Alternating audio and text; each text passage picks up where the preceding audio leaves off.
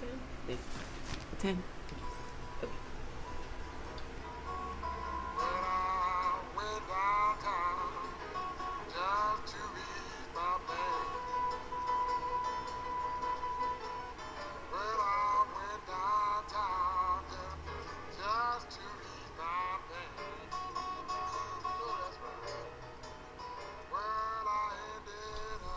So,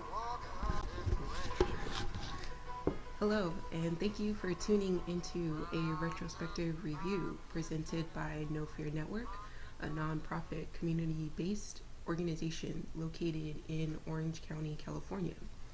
Before we begin reviewing the HBO miniseries The Corner, we will first introduce ourselves and state why we are interested in participating and being part of this program. So it's like a job interview, like tell me about yourself type of thing. So I'll go ahead and lead by example. We have another guest, which is cool, or another reviewer. Um, so my name is Jordan. I won't tell you my age, but I'll tell you the time period I grew up in, which is that I'm a 90s kid. My educational and professional background is that I'm a nationally certified and state licensed farm tech with an AS degree in pharmacy technology at one of the local colleges here in Orange County, California, which I'm originally and currently from. I've I've moved around in various areas in Orange County as well as visited various areas in Orange County. And so my interests, it's gonna kind of sound scripted, but I'm gonna try to be to the point. So basically, I began producing this program roughly 3 years ago in response to what was happening around the country at the time, and recognized what was being highlighted in the media was also happening within my own community, which is Orange County, California. And so just around that time, I was heavily involved into watching and listening to people reviewing new shows that were coming out, and was waiting for someone to review past shows, particularly The Wire. Now, I'm unable to recall the first time I had heard about The Wire on HBO, but I do believe it was during the time when Breaking Bad was out, and it was during one of their summer hiatus that I had learned about The Wire from a comment section on one of those websites that you go to watch your shows on. And so from the comments, it was just rave reviews, a favorite show, groundbreaking series. On like IMDb, it's like 9.8 for the stars, as well as Rotten Tomatoes, it's like 98%. And so just reading those reviews, those comments, it really sparked my interest at the time. And once I watched the first episode, I just binge watched it.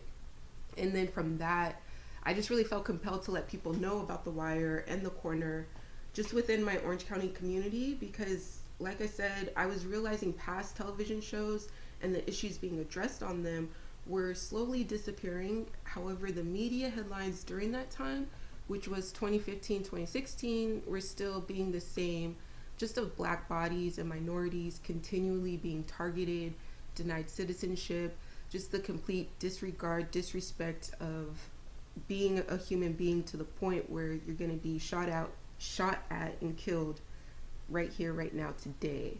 And so that really created a fear within me back in the day, particularly from the death of Sandra Bland, because that really could have been me. But then we just have so many other bodies that were in the news headlines, like Trayvon Martin, like Tamir Rice, like Philando Castile, and so many more, that it just really created a fear. But then it was also happening within my community, because within a couple blocks away from our house at a neighborhood park, a 22-year-old Hispanic kid got shot at by the police here. As well as we still have hate groups around here. It's very subliminal here, where you see the big trucks and the tinted windows and the flag, the American flag on the back of their trucks. But then, just back then and still today, this program is to be an educational family program. And it's to be just like the movie Soul Food and those traditional family Sunday dinners at grandma's house, where family and friends just come over and talk and laugh with each other over grandma's home cooked meal.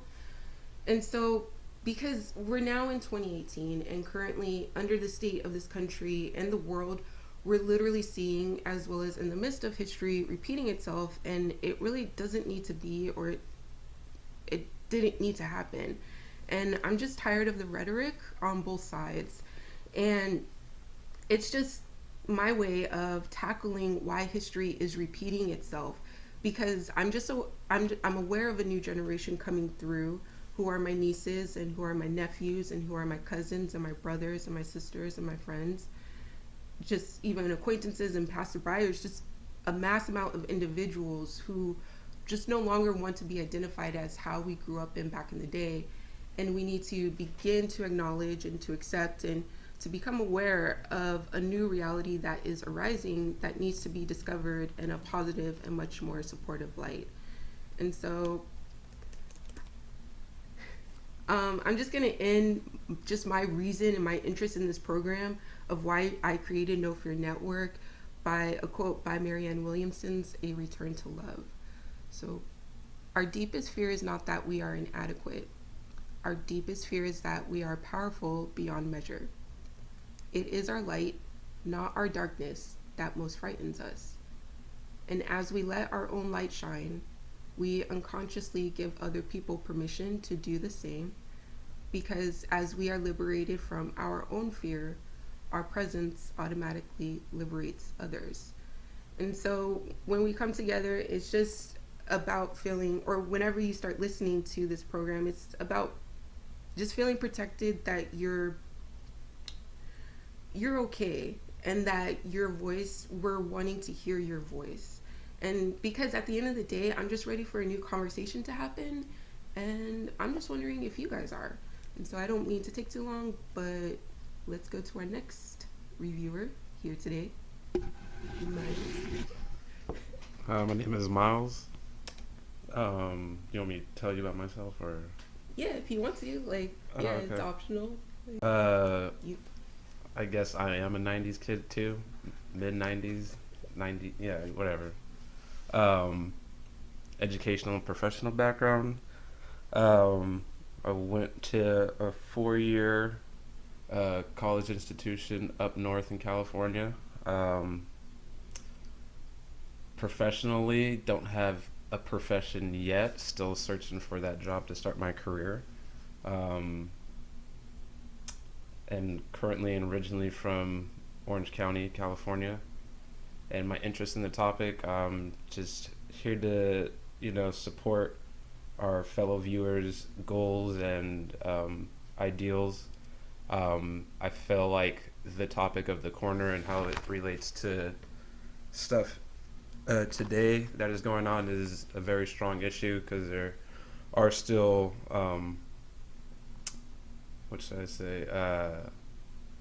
injustices done to people of color, and the projection of the drugs and alcohol and how it affects other people's lives is still prevalent today in people's lives today. I think that's about it. Yeah. You're good? Yeah. Okay, excellent. Nice. Thank you so much, Miles, for coming here, taking your time off from the day to review. And so let's go ahead and give an background about the corner. Let's go ahead, Miles. Okay. So a little bit about the corner. It's based off of David Simon's and Ed Burns' 1997 book, The Corner, a year in the life of the inner city neighborhood, as well as the prequel of David Simon's 2002 to 2008 hit show on HBO, The Wire. The premise of this show chronicles true stories of a once affluent West Baltimore family who gets addicted to heroin and lives in poverty. The TV miniseries focuses how drugs affects each family member as well as the community they live in. And in review, we will discuss episode 1 of Gary's Blues. Excellent. Thank you so much, Brian. And just a disclaimer, we want to recognize and acknowledge and give our thanks to David Simon, Ed Burns, David Mills, HBO, The Corner cast, those who lived and struggled on West Fayette Street in Baltimore, Maryland, including its town, its neighborhood, and residents, the crew, the production, and everyone behind the series and project we are unable to name and identify at this time. The purpose of this program is to provide a well-intended critical review and perspective of the program viewed and to share how the focus subject is still related today. With this concept in mind, this program is constructed where after we've collectively watched the show together, either with your family, your friends, community, or by yourself, we're able to discuss these past television series together as a family and relate it to today's headlines, as well as personal stories we've either overcome or encountered. Because this program and network is made by the community for the community. Therefore, we would like to express our thanks of your hard work that the network has put into the storytelling that was told 16 to 20 years ago. Thank you. So a summary based off Wikipedia basically goes that it's a 34-year-old Gary, was it McCullen, has seen 4 years of drug addiction stripped from him, his money, his career, and his family. Now he has one mission in getting his next drug fix. When he's not shooting up with his girlfriend Ronnie, a ruthless scheming addict who even steals from Gary when he isn't looking, he scours the neighborhood for heroin or spare cigarettes and scrounges for money selling scrap metal and stolen appliances. Right. Thank you so much, Miles. So just some initial thoughts of the episode. Like, what did you think of it, like, after you just watched it, just in general? After watching it, it was rough to see, just to see, like, how one or a couple of drugs can literally destroy a city. And, like, destroy the people's lives that were probably well off without it. And then once someone had, like, their first hit of it, it kind of just spread like a virus, and it just kind of took over the entire city. Right. So that was kind of, like, crazy to see how, like, one small thing could, like, make such a big difference. Right. But then again, it also, like, brings the realization, like, you know, not everywhere we live is the same. Like, we live in a pretty good neighborhood, you know. Are there, like, drugs being sold here? Probably, but it's nothing along the lines of, like, heroin or, like, crack and stuff like that, where you see, like, people breaking into other people's houses just to, like, steal for it. You know what I mean? But it was definitely eye-opening. A little hard to see, but, you know, you just got to take it for what it is. Thank you so much. Yeah, my initial thoughts of the episode, I am always rewatching it and just rewatching it back.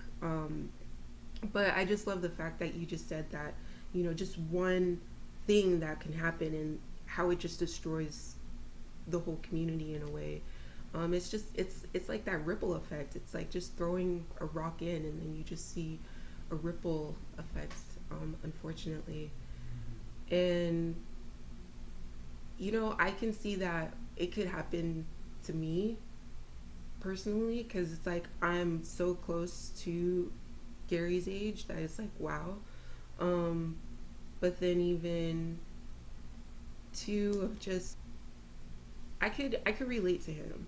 And I don't know, I feel like I need to say more, but I feel like if we kind of go through the questions, maybe more will come out in a way. Yeah.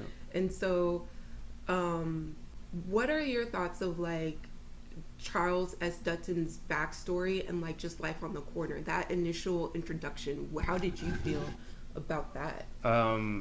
After watching the episode, I found that his opening statement had, like, held some true facts where you can, like, actually know about what's going on throughout the day by just asking, like, one of the local regulars who stand on the corner. Like, you can find out who got shot, who's selling what, who got arrested, etc.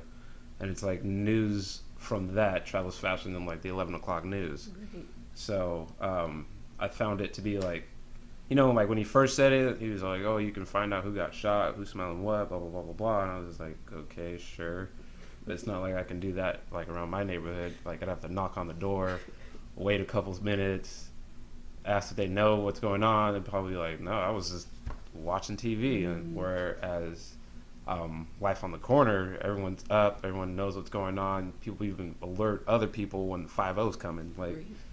And everyone already knows like where they need to go, where they need to be, what they need to throw away, and stuff like that. So I found that the opening backstory of the Life on the Corner was pretty like eye opening. Right. Eye opening again. Yeah. Yeah. Just when he was just talking about the what part was it? Back then there was only like 5 major penal institutions, but then now this is sort of back in the 90s, 93 up until like 2000, there's now like 28 penal institutions. And so it's like, wow, I can't believe there's that much. But I do recall when I initially started this program back then that I couldn't really find if there was that many penal institutions there. So I know that I can go back on my research and see like how many there is, but I don't know if there is still that same amount today as there was before. Another part that really stuck me with Charles S. Dutton's backstory was that contradiction of where the coroner pulsates with life, but it's also of death. And so it definitely reminds me of Otis Redding. Yeah. Sitting on the dock of the bay, because it's like that corner, and it's like you want to live, but then you also, it's kind of just that in between where life and death, but I feel like maybe it's fear within itself. I don't know. But could you relate to Gary? In some way, in some way, shape, or form, I feel like we all can relate to Gary. You know, he's 34, living with his parents and stuff like that, struggling with an addiction, had a, successful and prominent future, or had like a potential future that was going to be good for him. So I feel like, and then he just like kind of hits rock bottom. So I feel like we can all relate to him. Like I'm 24, living with my parents, graduated from a prestigious college, but I'm struggling to find an actual job to start my career. I guess along the lines of like a drug addiction. I do use chewing tobacco. If that you want to call that an addiction, but I don't see it as anywhere near from what the corner is like portraying the heroin addiction. I'm not stealing stuff just to get some, but I feel like we all kind of have an addiction or something that we're struggling with. Like if I were to substitute like the heroin addiction with like life fulfillment, then yeah, I feel like I have an addiction that I'm currently struggling with, and I feel like we all have that kind of addiction. Like I said before, I graduated from a college, but I'm still trying to find a job that I've literally studied 5 years of my life for, and all my leads and interviews still turn up as no's. So in the meantime, I'm like bagging groceries at our local grocery store, and I absolutely hate it because I didn't go to college for 5 years just to bag groceries. Like that's not what I'm trying to do for the rest of my life. And my coworkers are fine. I get along with them well, but they all see themselves doing this for the next 5 to 10 years. And like I just saw one of my coworkers finally got promoted to be like a manager there, but like there's 6-7 different managers there. Like what does that title even mean? Yeah, you have a black shirt, but like I was like, oh, when did you get that? He's all like, oh, I got this yesterday, blah blah blah. He's like, yeah, it took me 5 years. I was like, you spent 5 years just bagging? Like I can't do that. Like no. I'm not saying I'm better than you. I'm just saying I know my own worth, and it's not bagging groceries for the rest of my life. You know what I mean? Yeah.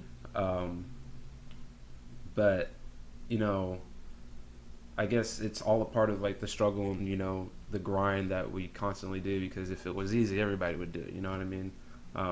But you got to grind. You got to keep struggling in order to get where you want to get to.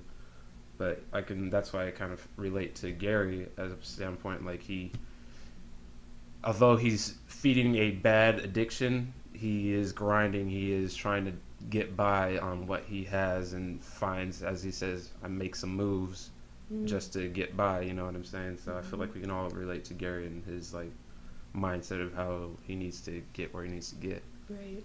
Yes. Thank you. Thank you. Yes, I can. I too can relate to Gary, just like what Miles said. That we can all basically relate to him, from the fact of just living with his parents at age 34 years old. I'm still in the same boat with me and my parents. I'm trying to get out as much as possible, but you kind of, it's always that back and forth thing. And in even battling with his addiction, or even my own personal addiction, I too have my addictions here. It's Orange County, California, and so we kind of know what California is about in a way. And so with my addiction, I guess I'll say my addiction is cannabis in a way. But then it's something about with cannabis, I don't really know, but maybe it's that fear, but it's also, when I first took it, you just keep going back, because once you kind of see that real struggle in your life, you're wanting something to cope with. So it could be cannabis, it could be alcohol, but then it could also be exercising as well. Just any form of addiction, but and just even how I can relate to him, he's always reflecting about the past, and so even with that, I too like reflect about the past, probably hopefully not too much, but with my addiction with cannabis, it's like there is that part of me that I want to go back to my childhood before I smoked my first joint or bowl or whatever it was. And so yeah, I do feel like we can all relate. I definitely do relate to Gary myself. And just what did you think of when he was saying his quote, school taught us how to make a living but didn't teach us how to live, to get past the money and past the drugs. The human mind is powerful and all things are possible, miracles. What did you think of that quote and from him? I thought that quote was very powerful. It definitely holds some truths because, I mean, the schools will teach you how to do math, they'll teach you science, they'll teach you biology and stuff like that, but who do you, like, are they going to teach you how to do taxes? You know what I mean? Like, we have to ask our parents, like, what do I do here? What do I do this? Like, they don't teach us that in school. Right. You know what I mean? So, yeah, they don't teach us how to live. They don't teach us how to get by. They just teach you what you should know to be a productive person of society. Mm-hmm.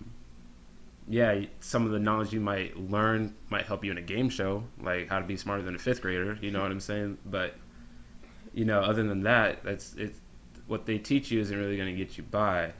It's just going to set you apart from other people because you might have a little bit more knowledge about some things that they don't have. Because there's like a old saying like, what's better, street smarts or book smarts?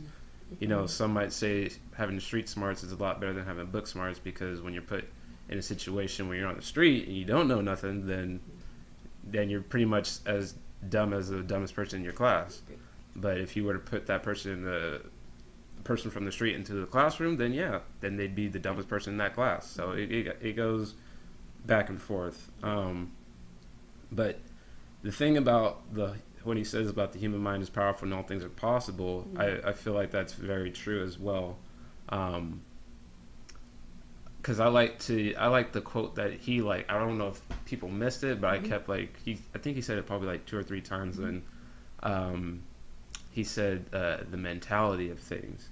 I think the first time was when they went upstairs and they were shooting stuff, and he's like, "Man, it's like the mentality of like this place, blah blah blah." And then when they went to that house to steal that refrigerator, and the neighbor was just like, "Hey, if you hook me up, then I won't say nothing." He's like, "Man, but like that's the mentality of like the city." I was just like, "How are you gonna like sell out your own neighbor for just to get some smack?" And I feel like that's a strong thing that goes along with the human mind is powerful, because if we set our mentality to just get ours and throw everyone on the side away, then that will be your mentality for the rest of your life. That's how you will treat other people. Instead of treating them as equals, you'll treat them as below you. And so if you believe that in your head, then only you will hold that true, in which, if you set your mind to anything, you can do it. You know what I mean? So I think it's very powerful because, human influence is like probably the strongest drug on like the face of the earth. All you have to do is influence somebody to think that the way you're thinking is actually true. I can go along with that with like saying how Hitler did with the rest of Germany back in the day. He literally influenced all of them thinking that they were a superior race and caused them to actually exterminate an entire race of people. You know what I mean? And that's his human mind being so powerful enough to influence other people's minds, thinking that they're better than someone else. And you can go along that with white people in slavery and stuff like that, and how America was built. You know what I'm saying?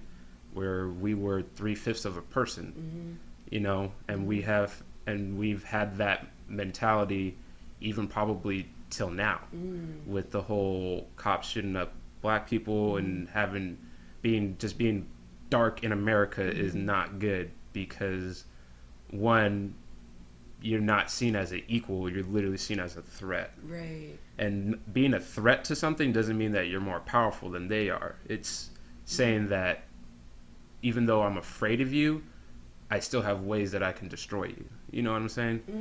It's like people can be afraid of spiders, but you can still kill a spider easily. So I might be afraid of a darker person than me, but I'll go call somebody who knows how to exterminate these people, aka the police. And so hence why we have institutions that lock us up and stuff like that. So I think his quotes are very strong. And yes, all things are possible. To leave it on a lighter note, when you set your mind to something, you can do whatever you want to do. Just like how I'm bagging groceries at our local grocery store. I know this isn't my final stop. This is just a stepping stone. But this is going to be a tough stepping stone to get over, because I'm not trying to stay there that long. But I just know I'm better than the situation that I'm in. And I know how to get myself out of it if I put my mind to it and just keep grinding. Cool. Wow. Thank you so much, Miles, for that. I can't even counter, but just to reply back on Gary's quote, I just remember going to farm tech school, and on the door it says, "You're not here to pass a test. This is a life lesson. You're not here to pass a test." And so, just kind of thinking about that, and then just thinking like how school, it doesn't teach us how to live. But in a vocational school, we sometimes we get so caught up on, I need to pass this test, I need to pass this test, I need to pass this test. But then once we get into the real world, it's like you really have to remember everything that you remember, but it's still in that street smarts, book smarts. Like you kind of have to. It's where you can only know so much until you kind of get into the rhythm and the grind of it, because not everything is going to be taught from the school. It's that life lesson. It's something that you just have to kind of go through in life and everything. And so you know, when he says to get past the money, to get past the drugs, the human mind is powerful. And so, like, for me, you know, to get past the cannabis, for me, it's like, I guess now I'm seeing cannabis as, I went to it because I was fearful. It was fear. And the way that I was taught of fear, it's that false evidence appearing real. But you kind of just keep going back because you are fearful of, or you start becoming fearful of maybe who you are or who you're becoming, because you do see that potential within you that maybe not that maybe no one else sees it. And so yeah, I think that's all that I can kind of really say for right now about the quote. But yeah, what about Rhonda? Like, what did you think about her? I got much to say about Rhonda. Is that I just don't like her. Right. I mean, I can't judge her because she's on those drugs, and right. you know, kind of changes you, you know. So I don't know who Rhonda was before the drugs happened because they haven't shown a flashback yet. So right now, I don't like you, Rhonda. Right. But it's kind of like, is Rhonda that? Not necessarily. Is she that Nat, or is she? Because it's kind of like I'm trying to symbolize her as something to Gary, you know, because she's just always keeps coming back to him. Like, even though I feel like Gary, he does try to get past the drugs, for sure, you know. But when you keep coming back, I guess if you were to symbolize Rhonda would be the addiction of, like, if heroin had a physical form, Rhonda would be it, because she was constantly gonna be there. Will get you in trouble, will lock you up, but when you get out, she always gonna be right there waiting for you. You know, no matter how you're doing in life, if you're going up, if you're going down, she's gonna be there. Right. So yeah, Rhonda might be like the physical form of addiction in this whole thing. Yeah. So for right now, I don't like her. Yeah. Even, like, you know, like, oh, like, I guess she's like the ride or die, but right after that, like, first scene where we meet her, she already, like, hiding the stuff, and I was like, damn. Yeah. Literally had this set up from the get go. That's crazy. Yeah. Yeah, and just of her just doing what she did. Like, there's something that I wanted to say even about her.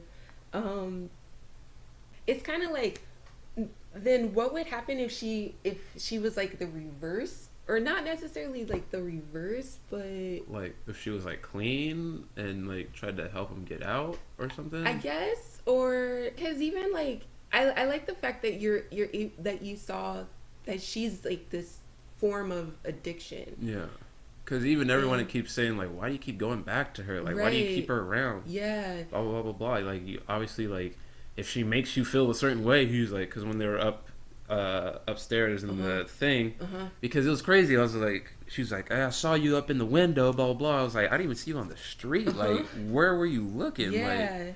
Like, but, like, everyone sees, like, it makes Gary, like, terrible. Like, if she makes you feel that bad, then why the hell are you with her? And that's like the age-old story. Whenever some guy or some girl gets in a relationship and it's brand new, you know, after their honeymoon phase, and I was like, man, like, she really makes you feel this way, or he really makes you feel this way. Like, why are you with them? They're like, I don't know, but he makes me feel blah blah blah blah blah. Like, they just remember the good times they had with them, right? Instead of like seeing the actual like image that's getting painted right in front of your face. Right. Yeah. Yeah, because I wanted to say that Rhonda is definitely that peer pressure. Like, always come back like, hey, you know, I got the stuff and it's good today. Yeah, it's good today. Know? Yeah. And it's like, dang it, like today was the day and I wanted to quit. Yeah. You know? So yeah, or even what did you think about Fran? That's Gary's ex-wife, and Yeah. like that opening quote of Gary, you should have never got caught up in this. So I was gonna not gonna lie. Mm-hmm. I was like, where did I see Fran in all of this? And I thought Fran was Ronnie.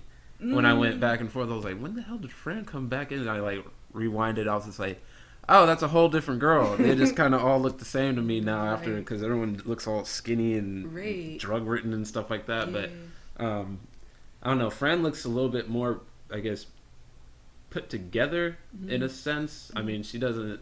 I mean, she still looks like you can see the bones on her cheeks and stuff Mm-hmm. like that. Like she's done some stuff, but I feel like she's a little bit smarter than the rest. I would say she's a smart woman. What did I say? She's a smart woman who understands her neighborhood and sees how the drugs have affected the lives of everyone she sees. Hence, why she says Gary should have never got caught up in this. Mm-hmm. Um, like I feel like any like of the local corner any guys that stand on the corner um, have seen like it from the beginning. It's like, man, yeah, I've seen it when it was good, I've seen it when it was bad, and I've Mm-hmm. seen what the cause is and stuff like that. So I feel like she's a very smart woman. I think that quote that she said is gonna have like a recurrent effect throughout the series as a whole, Mm-hmm. because I feel like we're gonna probably see Gary get into more bad situations where we could all say he probably should have never got caught up in this. Right. It would have been a totally different life. In that sense of like how they take care of their son DeAndre, Mm. um, I think she's a little like fed up with her current situation and what's going on, so they're just like blunt about stuff now. There's Mm-hmm. no need to sugarcoat anything because Yeah. you obviously just know how we're living. Like we live right next to you. You see me across the street. Like I ain't rolled up in a Benzie or anything like that. Mm-hmm. So I think she's smart, but isn't dumb to be fooled with. Like she's already been through it. She's had a kid when she was too young to have one and stuff like that. Mm-hmm. And they live in this neighborhood where drugs have literally destroyed everyone's lives. So I think she doesn't have like time to like mess around with anything like that. Yeah. Mm. Yeah, that's good. That's good that you said that. Yeah. Just with her quote of, because that was the opening quote, and Mhm. then when we saw Gary, and just when we're seeing the juxtaposition of Gary reflecting back on the past and how it was, and just he had just this prominent life. Mhm. I think it's similar to me, where I had this prominent life where I was goal oriented. I knew what to do. I went. You go by Dad's Yeah. 3 rules: be responsible, be on time, and work hard. Yeah. And so you go through that Mhm. in life, and as a little kid, you're thinking everything is great Mhm. and dandy and everything is okay until yes, once you step into the real world and try to get that job, or Mhm. just going, or even trying to get into the next level, whether it be school or just life within itself. Mhm. you know when something bad sort of comes your way, it's really hard to try to like get out of it if you don't really know how to, Yeah. and stuff. And so That's true. yeah, and so just with me looking back, because for me, before the cannabis, I did have everything prominent in a way. I don't know. But then the struggles of life, and then everything that I was dealing with, even from my past, it just kind of all collides together where you don't really know Mhm. how to handle it. And the only way to handle it is, oh, I see an actress doing this, and Mhm. it seems to be cool and it seems to be okay. And I see my friends doing this, and it seems to be cool and it seems to be okay. you then start to say, I kind of want to try it out because, seems to be cool and okay. Right. Yeah. But then you see them not stressing so much, and you're like, what am I stressing on? Yeah. And everything like that. And yeah. And so, because I'm not going to lie, I do have, some friends that they do have the LSD and the upper levels, and I'm like, yo, I only stick with nature. I don't do those man-made stuff. Yeah. So yeah, I know, I'm consciously know, to not get caught up in the man-made stuff. So that's, and especially after watching The Corner and even The Wire, you're just like, no, it's cool. Like, that dope feeling, you know?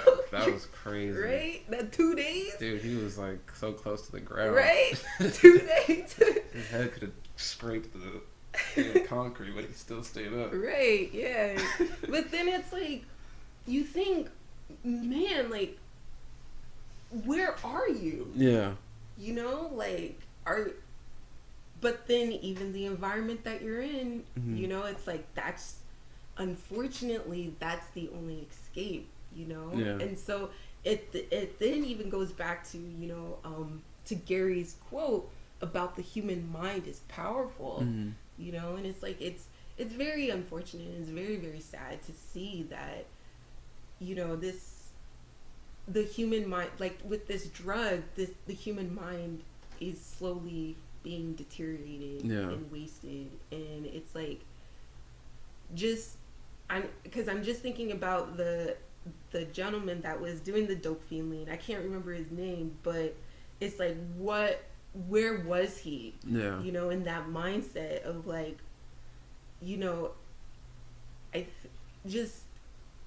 was he hoping to get to that? Like, just where was he in his mind, and everything like that. And so, just what are your thoughts on DeAndre selling on the corners and giving money and drugs to his father to feed his fix? How did you feel about DeAndre?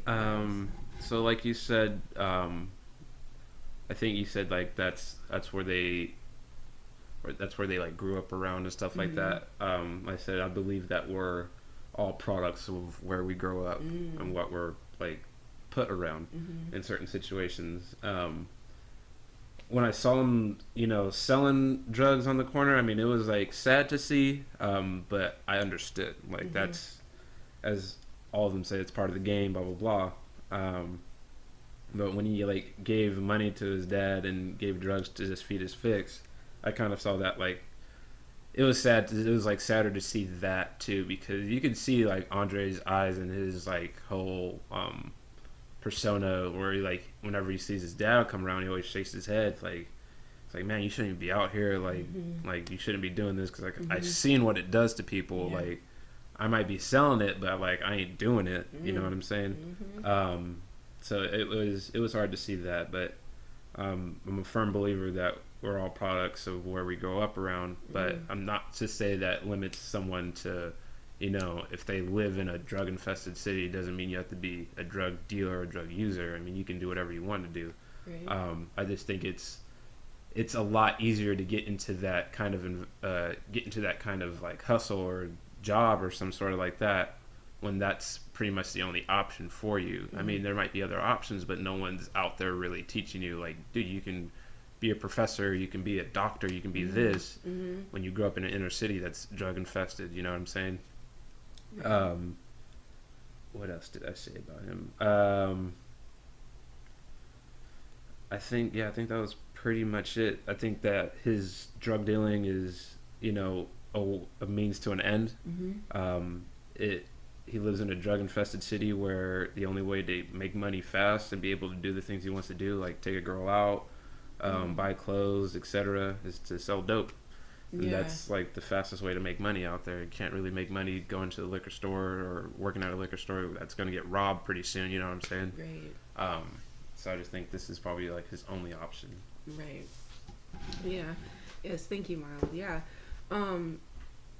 For DeAndre just being like 15, just selling on the corners, I mean, I when I was 15, I wasn't even around drugs, so it's kind of like I don't even. I can't even relate. Right? Yeah, it's hard to relate, and so, but like you said, Miles, it's that means to an end, and it's fast money.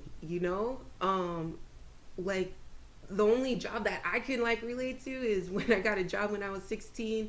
It was from those teen jobs on those posted on the streets where you just gotta take a stub. And so it ended up being newspaper. Yeah. I do remember that. Yeah, it's going door to door and stuff. Dude. And so, but that was my way, because it was like, I'm 16 now.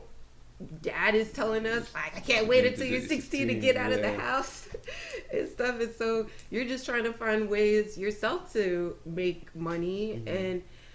And it's like, if I saw my parents or even dad, just out there trying to feed his fix, and, him coming to me, it's just like the equivalent of a homeless man. Yeah. Like,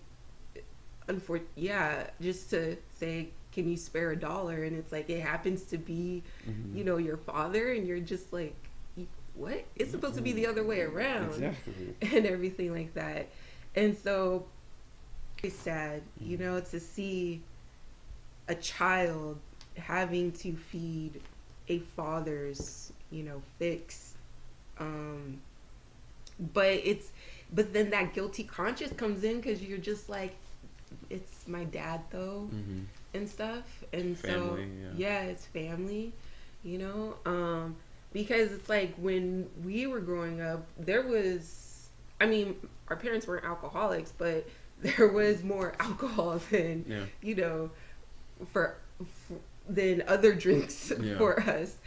But then it was then probably feeding their addiction, because I saw myself kind of going into the similar path of them, of coming after work, the stress of work, and what do you want to do is get that drink, because you just want to get out of that world in a way. And so for me, I didn't know that back then, until I knew now, of the struggles of what our parents were going through, because we're kind of now going through the same struggle and everything like that. What about your thoughts on Gary choosing Rhonda, which was basically the drugs, over continuing to spend time with his son playing basketball? Like, how did you feel about that after, just after his time in jail, and even after she called on him? Like, I was like, damn. Like, how? Yeah, that was one of those moments where you like scream at the television, like, no, don't do it. Right? Don't do it. You were so well. But then again, if you would have chosen his son, then we wouldn't have a series. So, that one definitely hurt. I was like, damn, like, look at him. He's cool. Like, son's like, his son like kind of tested him, see like what he was doing and stuff like that, and he was like, oh, maybe he's like for real this time. But man, I really wanted Gary to be like still ball it up with his son and his friend, but then good old Ronnie just comes around the corner having that smack for me, because I thought going to jail was good for him. He withdrew. He went through the withdrawals, got the shivers and everying. He had to go through it, and then he like finally got somewhat clean. But I said, but anyone who's fighting an addiction, it's more than a physical battle. It's more of a mental battle. So once you beat, it's like the easiest part is to beat it physically, because that just takes some days. You know what I'm saying? But the mental part, that's going to stay with you until the end of time, until you can actually have a strong grasp about it. So I just think that he has more of a mental battle on his hands than a physical one, because like you said, the mind is a powerful thing. So if you believe you can do it, then you can do it. But if your mind is weak, then obviously your body's gonna be weak. Right. But it's like the mind is weak due to the environment that you're in, unfortunately. And it's like, is Gary looking to get out of it? Does he want to? You know, because it's like he just went through the withdrawals just to go through the withdrawals. But, you know, at the end of the day, it's like, hey, I'm out. Woohoo! You know? And because then even too, it's like, was he wanting to quit? You know? It was more of a forcible quit because he couldn't get drugs in the jail. Right, yeah. But, I mean, I don't know. Gary's an interesting character because I feel like he knows it's bad, and he sees, like, everyone knows it's bad. Right. You know, and sees what it's done to people's lives.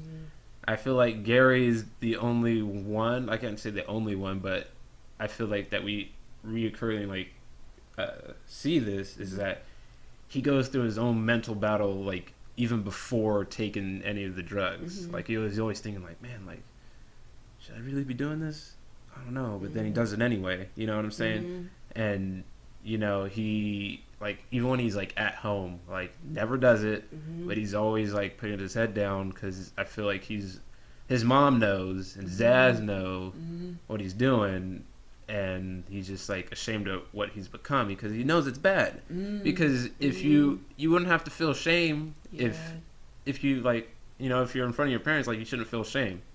You know what I'm saying? Like, because if they know what you're doing, why are you ashamed about it? Obviously, it must be bad. You know what I'm saying? So why are you feeling so shameful? So I feel like he, like, understands what he's doing, but doesn't fully want to commit to that life. Because, I mean, he had the life that everyone's like, yeah, man, he had making good money, had a car, had the house, blah, blah, blah, blah, blah. And then he just got caught up in it. And I guess I just think it's a lot easier to get by with doing drugs than to get out of it and then try to start a new life. I don't know. I just think it's a little bit, he knows what's going on, but still chooses to do the bad thing. Right. I don't know. Yeah.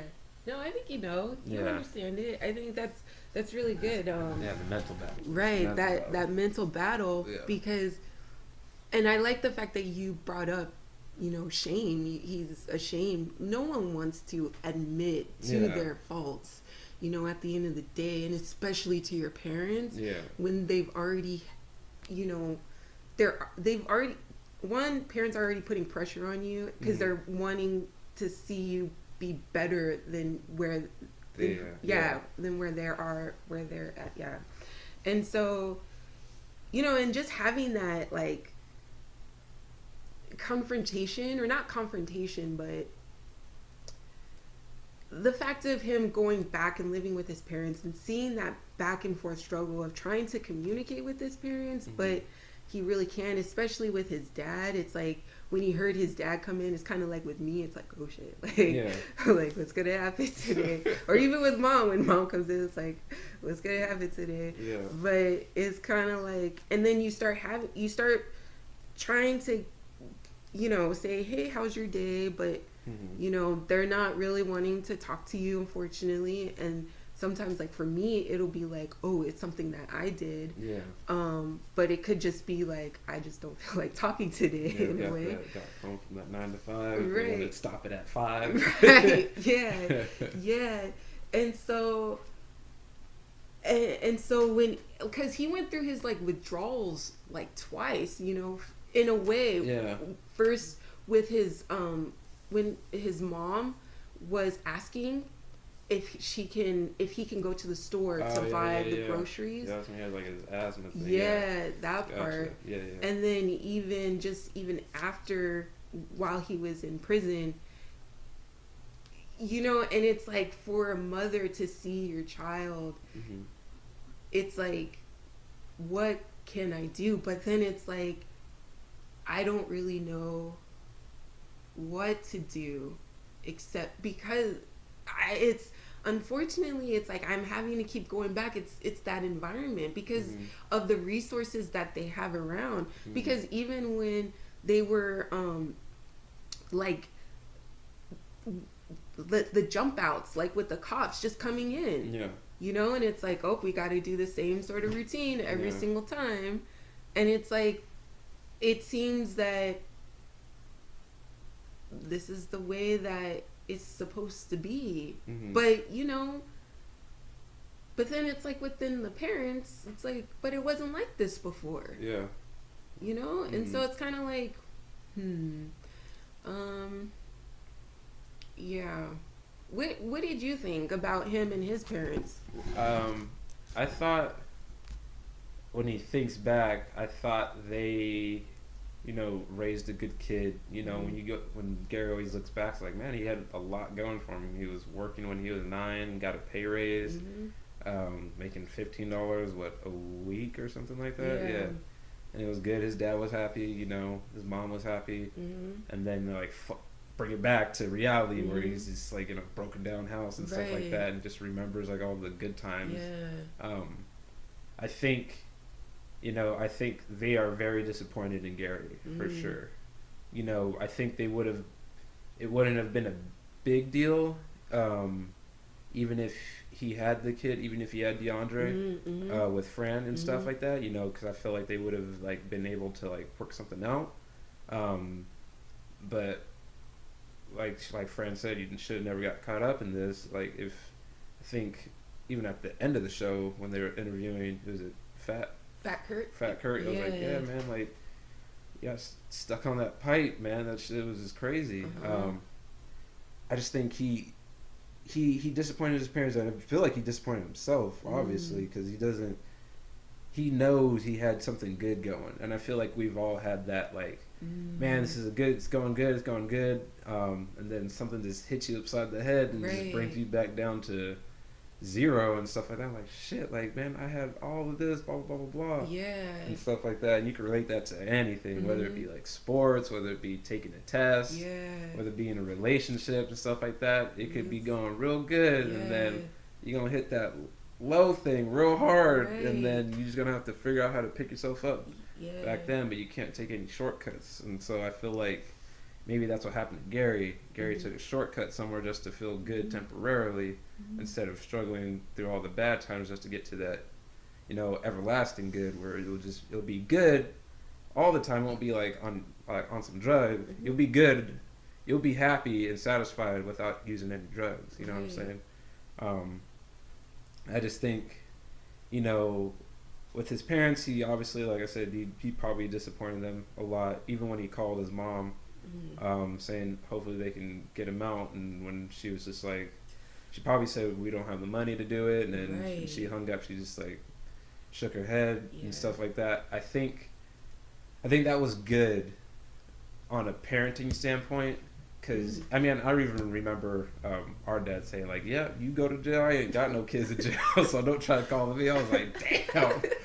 When we were like 8, 9, barely 10, I was just like, okay. I didn't hear that. But okay. But I think it was a good parenting thing for Gary.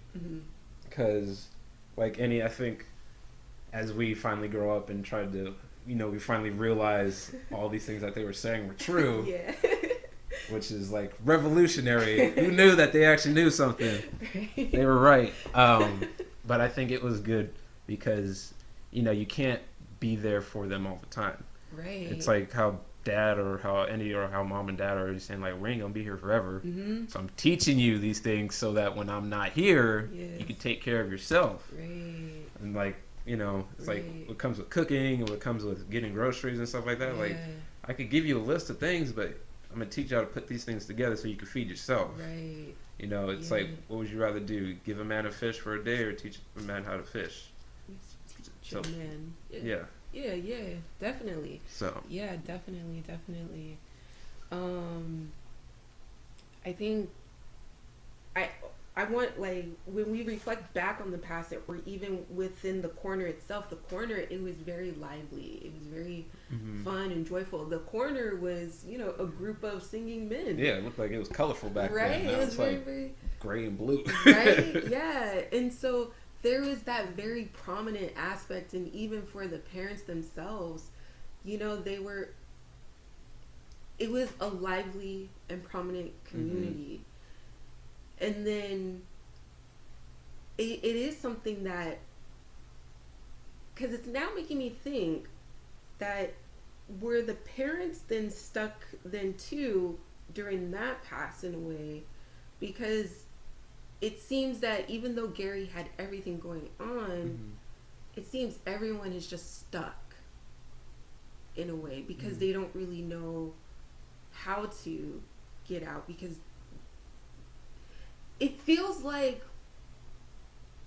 I want to say like Plato's cave in a way. Like, you just see those images. You see the shadows. Right, you see the shadows. But then, like, even once you come out, it's like you don't really think it's real or just anything like that. So you're saying, like, during Gary's flashbacks when his life was good, do you think you're saying that maybe his parents' lives weren't good, or that they were stuck? Maybe. I mean, that could be true too. Yeah. You know, like I definitely I could see that. Like, yeah, but I just think like maybe they were. I mean, they were. You know, they were grown. Right. They were grown. They've already had this job for I don't know how many years. Right. But Yeah. as like you said before, like our parents are trying to give us a life that they didn't have. Right. So maybe that's what was going on. You know what I'm saying? Yeah. Plus, he was like, you know, he was saving up money too. So. Yeah. But yeah, I can see what you're saying. Like maybe they were stuck too in that time, but I mean, it didn't look that bad. Right. It didn't look that bad. But, it didn't look that bad. Yeah. Yeah. But it's like, it's just to be a parent and just to see your child just struggle and just don't know, because even with my parents or with our parents, I'm not gonna lie, I was very, very mad that they took me back into the hospital, and I'm like, y'all can't see this. But the thing is like, they can only do so much. It's only what it is that they know. And so it's like, we know that we can give you help, and this is the only thing that we know, because we don't know. It's just like, we don't really know how to get to you, unfortunately, and so this is our only avenue of to treat you, to treat me.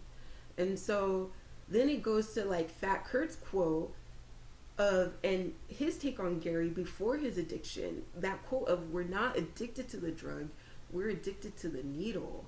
You know, and like with that quote, I kept going kind of back, and it was kind of really hard for me to like try to understand that.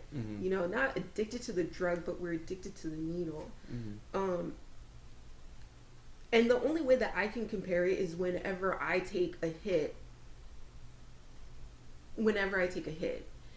or whenever I go and take a hit, and I realize that it's more so, it's kind of like that fear. You know, I'm going because it's that fear, and I'm wanting that comfort in a way, to say that what I'm feeling right now, like, it's okay. You know, and I think I can't speak for everyone, like, especially from the video, from what we watched, from the episode, but it's like, you know, are they in fear of their potential, or do they just not know? But then I also know too that, you know, Fat Kurt, just when they were in that row house, that they were talking about, you know, heroin or dope. It's not the same as it was before. You know, and so, because even in the book it was saying that they were switching it into baking soda, so it's like, you don't really know if you're getting the good stuff or not. What did you think about, you already talked about the we're not addicted to the needle? No, not yet. Touch on it? What did you think about it? Yeah, I was having a hard time trying to like understand that as well. Yeah. Because like, I don't, like, I really do not know, but, Mhm. like, my take on it was that, um, I think he's trying to relate it to the initial sensation Hmm. that starts someone's euphoria when they start taking the drug. Mm. So, like he said before, like, it's like the shit that we're taking ain't even real dope, Mhm. like it was back then. It's just a bunch of chemicals Mhm. and stuff like that. And then even at the end of the show, he was just like, "Yeah, man, we're still, because we're all trying to chase something or trying to go after something." And Yeah. the guy asked him, like, "What are you after for?" Him, like, after for that first time. Yep. It's Everyone not the is. same like the first time. And so I was like, maybe. So I started to, like, break that down. I was like, okay, well, if it's that initial sensation, so the needle, so they already have the drug in the needle, and so that initial sensation that starts at euphoria. So not every drug is going to work the same like it does to get you to that euphoria. So the drug is inconsistent. You know what I'm saying? So that's why they say whatever the wasp or whatever the code names they give all that the heroin drugs. Mhm. He's like, oh, this is good today. It wasn't good like yesterday, but it's good today because it's inconsistent. Right. But the thing that is consistent is that initial prick from the needle. So that's always going to be the same feeling every single time. Yeah. So that's what I was trying to think he was going towards. That's a good thought. I like that. Yeah, because at the end of the day, you're always trying to get that first Yeah. high. Like we are always trying to get it. It's like the same with me and cannabis. Mhm. Every time I go and take that hit, I'm still wanting that first initial Mhm. when I first laughed and everything was great and just yeah, it's just like that. Yeah. Were you able to compare and contrast like other shows, or did you see anything in the news headlines that were present today that's present now that from the past? Like if you didn't, then that's cool. Yeah. I mean, I tried. Right. I'm not gonna say like it's exactly like this. Right. But I was like, oh, maybe a show that kind of relates to the corner.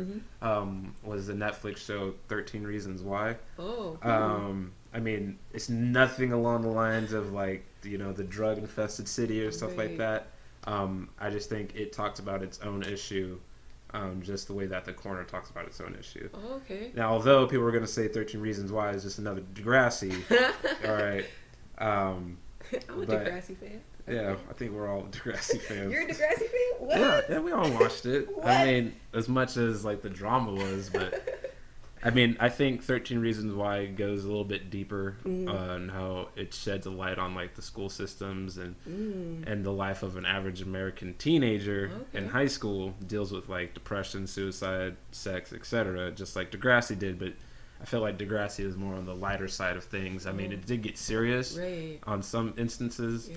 but you still felt like you're in like a show Right. itself. Yeah. Or 13 Reasons, it feels like you're really in these people's lives, where you're figuring out why this girl. I mean, if you haven't seen it yet, I guess I'll spoil it. But Spoiler alert. but you figure out like, I mean, she says it in the first like episode, Okay. even in the like trailer. Oh, okay. All right. But you Did she figure, kill herself? yeah. Okay, So sorry, you figure spoiler out, alert. you figure out why she killed herself Right. with given 13 tapes, which is her 13 reasons. Yeah. And each one of those tapes has a person on there, and if you're on there, you're a reason why she killed herself. Oh. And so it goes. I feel like it goes deep into that. Even season 2 went acknowledged like the school shootings. And so I saw like what was it, like their talk after the show, after the season and stuff like that. They had like a hard time going back and forth whether or not they wanted to do this or not, because they're like, well, we want to shed light on the issues that are going on in our school systems, but then again, we don't want to glorify guns as well. Right. But I feel like, it goes a little bit deeper into like the average American teenager's life in high school, which also like begs the question, or not even begs the question. There's more to the story whenever a parent, like whenever you're at dinner or your parents ask you how was school today. There's more to their story than just, oh, school was fine, it was cool. Right. Like there's more to that. No, Yeah. like someone got bullied, you probably got bullied or someone mistreated you, something like that, but they're not going to tell you that because they don't want you to worry. Yeah. You know what I'm saying? Yes. Because then again, like, oh, I don't want to, like, there's that, like, going on issue, like, oh, I don't want my parents to solve the issue, but as parents, that's what you want to do for your kid. Like, you want to help them. Yeah. But then again, you don't want to, like, I don't know, you want to, it's hard to explain, I guess. Like, you want help, but you don't want your parents' help, because I feel like your parents are just going to make it worse when they just want you to feel loved and, like, supported, but you still don't, like, want that because it's coming from your parents. I don't know. It's a weird thing. Yeah. It's a weird thing. Like, you'd rather have it from you'd rather have help from a stranger than have help from your parents do it. You know what I'm saying? Right, yeah.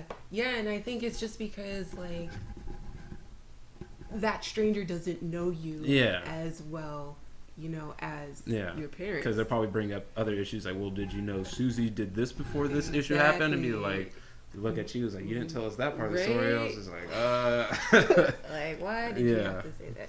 I'm so happy that you actually found, like, a comparison to The Corner from the past to today with that Netflix show 13 Reasons Why, because I wasn't really interested in it, to be honest with you. But it's not for everybody. Right, But then but when you were saying that, when the reason why she killed herself, and if you're on that tape, you know, that's that reason. And then it just kind of makes me go back to, like, we're not addicted to the drug, we're addicted to the needle in a way.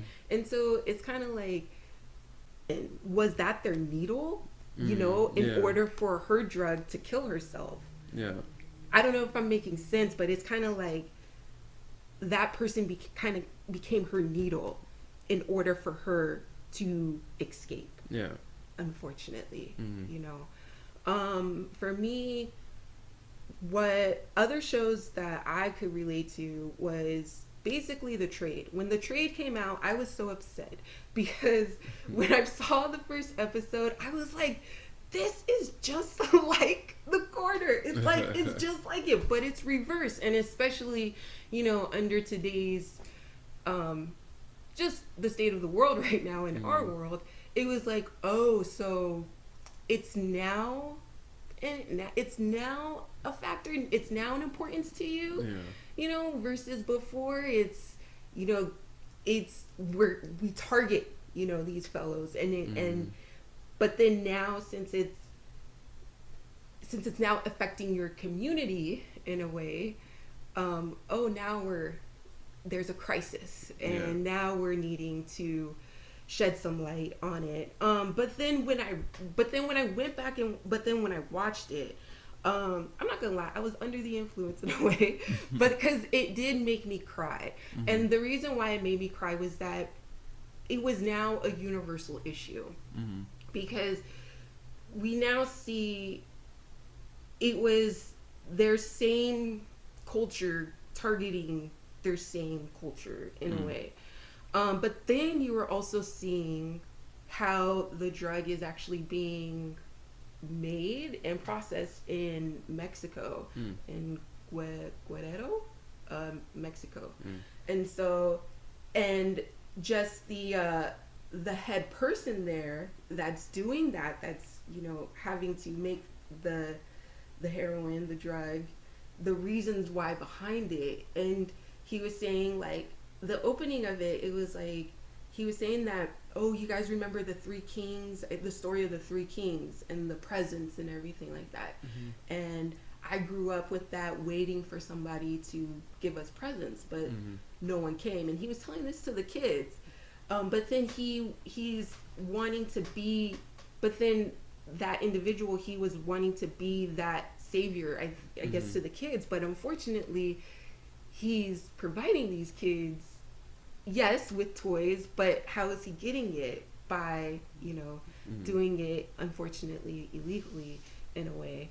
But The Trade is definitely something that I'm wanting to look into for the second episode. It's the same amount of episodes just as The Corner, so it has like 5 or 6 episodes, and so you just really see like how the drug is kind of coming in, because it's coming in through Ohio, and how it's being filtered into like Atlanta and Baltimore. But then you also see individuals, like one individual who is an addict. He goes back to his parents' house, and he does have a brother who's also an addict. And just the parents themselves, I could like see mom, just just seeing mom and how she was trying to treat me and with my condition. And that too, that part also too made me cry, because she was just like, I know he's gonna go out and do it again. And there was just this one instance where he did go out, and of course he was, to the mom, she knew that her son was under the influence. And it was just to the point where unfortunately she had to call the cops, and it's like, from that part made me cry, because then I saw now from the other side, right, from the other side, but even mom's perspective in a way, and just the whole ordeal of what like we went through, or what I went through 3 years ago, of just that whole breakdown, and then that other breakdown again a couple months ago. And so yeah, it was just yeah. Let's see, what else does this series relate to you today? Now I cannot relate to the drug addiction, Right. though if like I said in like our previous, like one of our first statements, if I could replace the heroin and seeking to get that next fix with like life fulfillment, then yeah, I could relate to this. Okay. Now that's not to say that I haven't seen this kind of thing happen to close teammates, where, who will be unnamed, don't worry, who had everything going for them, and we would have almost like monthly to it was damn near like monthly, instead of like, it's supposed to be like every 6 months to like almost every year that we get a drug test. Oh. But it turned into like this big thing where we got like, it felt like we're getting drug tested monthly. What? And so, like for me, like when I was in college, like, yeah, I was around a lot of drugs, but I was never a part of it. I was only here just to drink some beer, hang out with some buds. Yeah. And then when that got too much for me, I just walked my ass home. Right. But I've seen it like pretty much destroy, not, I guess, destroy. It's not like they were like kicked out on the streets and stuff like that, but Right. It definitely ruined their future potential within their own activity, like their own sport. Yeah. Where it literally like took, it could have taken them to the NFL if they wanted to, but all they had to do was not do the drug. That's all they had to do.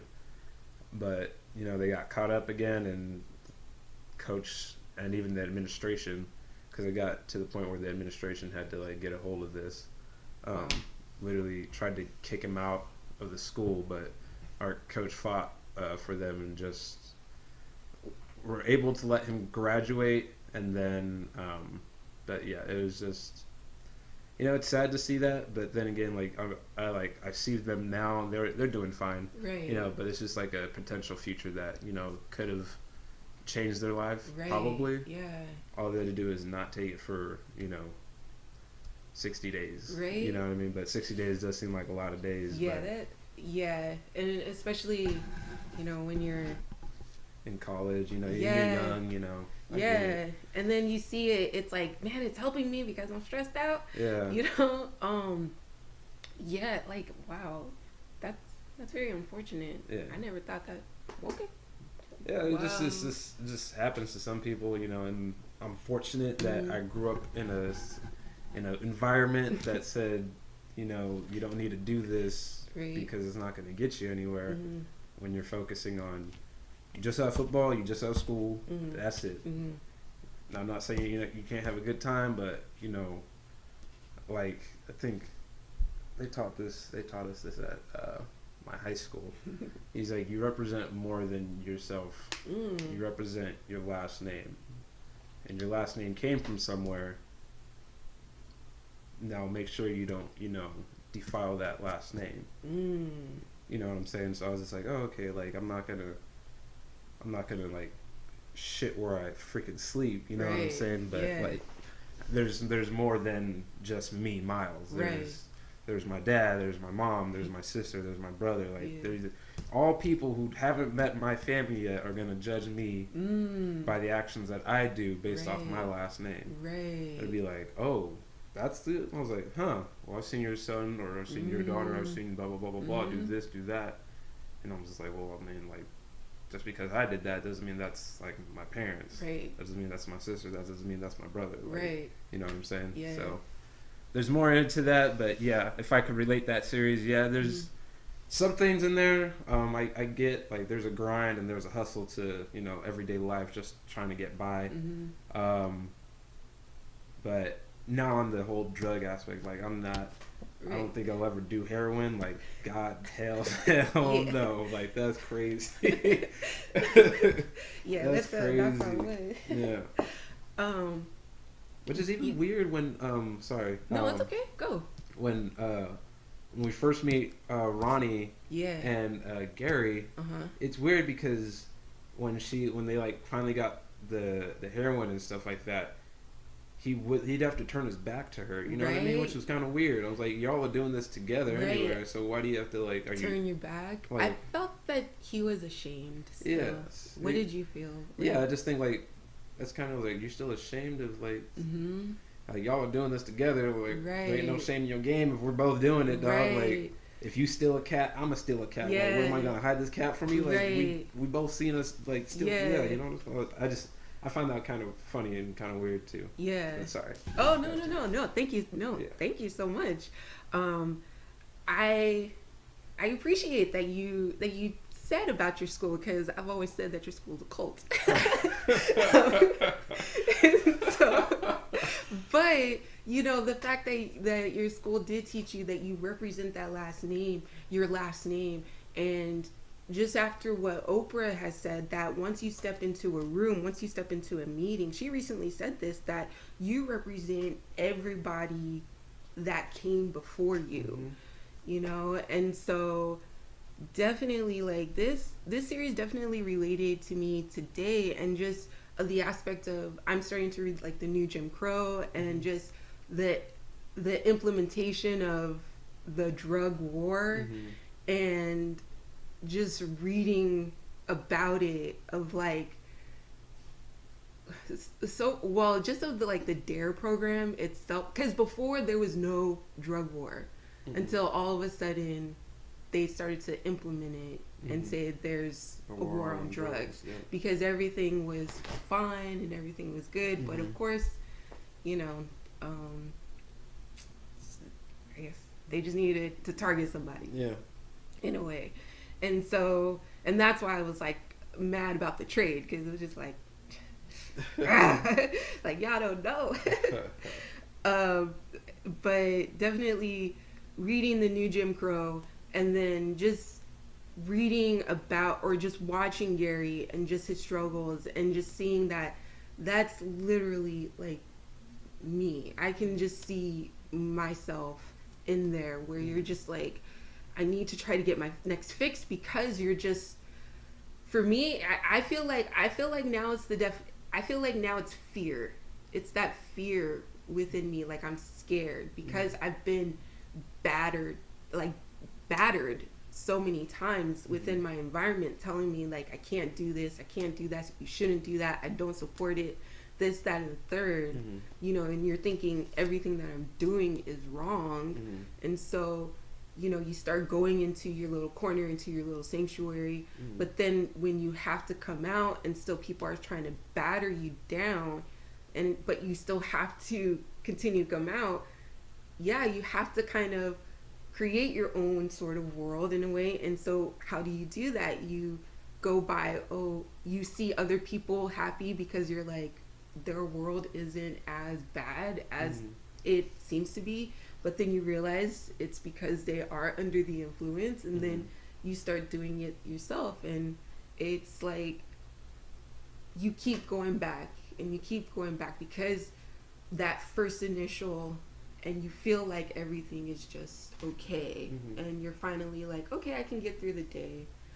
But then, you know, if you're wanting to get out, you know, and then the environment that you're in, like Gary's, it's like there's no way. But then it's also, it comes down to, does he want to get out? You know, and yeah. But you know, in the book they were saying that let's see, that Gary, like, he's an honest soul. He's an honest soul. He's just a caper. He's somebody that, like, he'll just do the things that he needs to do. Like, he won't try and, like, grab somebody and steal, you know. He'll like steal, like, people's stuff in a way. Not there, right. Yeah. So he's living this life as a keeper, and it says, the sad and beautiful truth about Gary, a man born and raised in as brutal and unforgiving a ghetto as America ever managed to create, is that he can't bring himself to hurt anyone.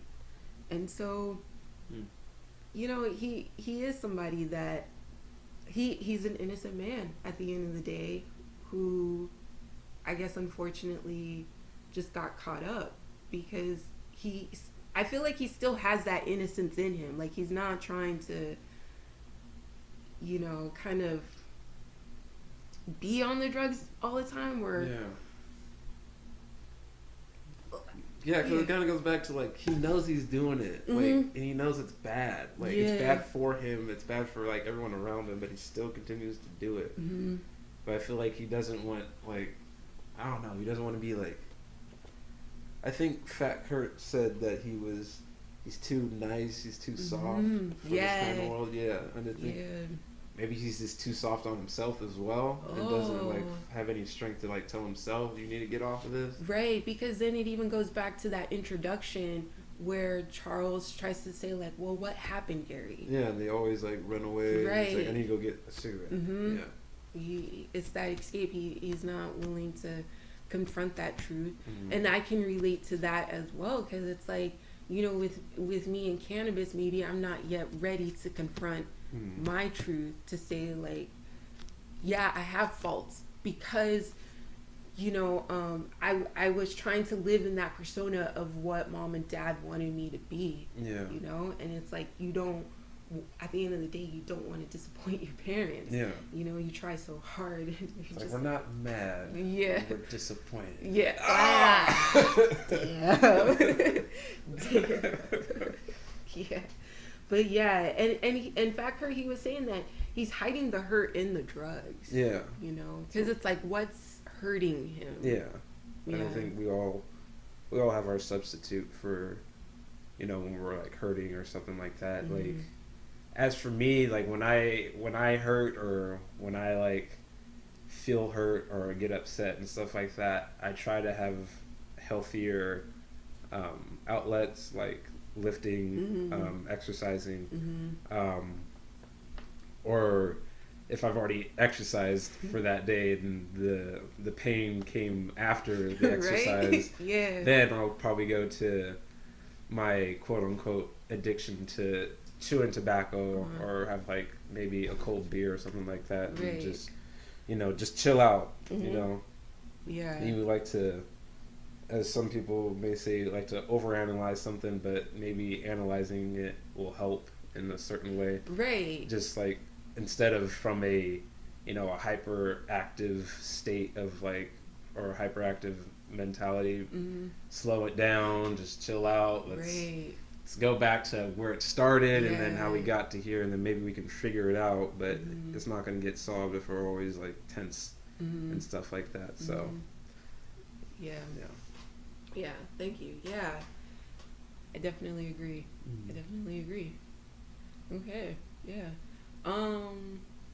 yeah, do you have a personal segment? Do you want to do anything? You have a shameless plug that you want to shout out to anybody or to yourself? No, not today. Okay. But maybe later on, maybe. Cool. Maybe. Cool. Yeah. Yeah, I think my shameless plug is those that are interested in this program. Just we'll give you more information. But the people that I've contacted and were unable to be part of the program, just thank you so much for wanting to be part of it, and thank you so much for sharing your story. Particularly, I don't know if I want to say her name. I'm gonna call her out. Her name is Mia, and just for her, just sharing her story of how she related with the coroner and with Gary to me. I don't want to tell her side, but I really appreciated her when we hung out that she gave me her personal take on it. I also want to give a shout out to I guess my sisters and my brothers. Just stay strong, man. Stay strong and stuff. Okay, so it's like we did this for an hour and a half, so that's really good. Thank you so much, Miles. I just want to give like a fun fact about like the casting characters. The gentleman who played Gary McCullen, T.K. Carter, you may have seen him. He was on the Sinbad show from 93 to 94. He was also on Space Jam. And now he's recently going to be on the Bobby Brown story. So check him out on BET. I know after the New Edition story, everyone really liked it. And so it came out with the Bobby Brown story. And so he's going to be in that. And then, of course, Miss Candy Alexander. We all know her recently from Scandal as Olivia Pope's mom, but she was on Treme. She was on News Radio from 95 to 98, as well as from ER. She was there. She was on that from 95 to 01. And then Sean Nelson, Candy Alexander, she played Francine Boyd. And then Sean Nelson, he played DeAndre. Now, I haven't seen him in a lot of things, but he was on The Wood in 99, and then he's on this he's actually on Deception. He had an episode on there on that ABC show Deception, and he has an upcoming project called Tony and Angel. And then there's also Clark Peters, which we know him as Fat Kurt, but we also known him, he was on The Wire. I forgot his character, but he's always our favorite character, like once we watch The Wire. But he too was on Treme, and then he was also in the movie that got the Academy Award, 3 Billboards Outside Ebbing, Missouri. He was on that, as well as he's on Love Is. And then who else? Then there's Tasha Smith, who played Ronnie. So we know her from Empire as Cookie's sister, one of Cookie's sisters, but she's also been on like Tyler Perry shows and movies like Why Did I Get Married or For Better or For Worse. So, so we have her. Then we had like Toy Connor. She was who was DeAndre's girlfriend, Tarika. Yeah. And so she too was on ER. She has an upcoming project called Romp. And then we have Reg E. Cathy, who unfortunately, but is resting in high power. He passed away in February 9th of 2018 this year, but he was on Luke Cage, House of Cards, and The Wire. So yeah, like that's just kind of, we just wanted to give a fun fact of, I know where you're from, but I can't point it out. I can't pin you out, but it's really good that we see them from 2000 to almost like 20 years later. They're still working hard, but with Reg, he's resting in high power. But his works are still out. But anything else? No? Okay. Well, thank you so much for tuning in to a retrospective review presented by No Fear Network. We really appreciate you taking the time out of your day. I hope you felt protected and just comfortable in a way, and just hearing us just talk about this episode. And we will keep you posted for our next episode coming up. So thank you again for listening. We will see you shortly. Talk to you shortly. Bye.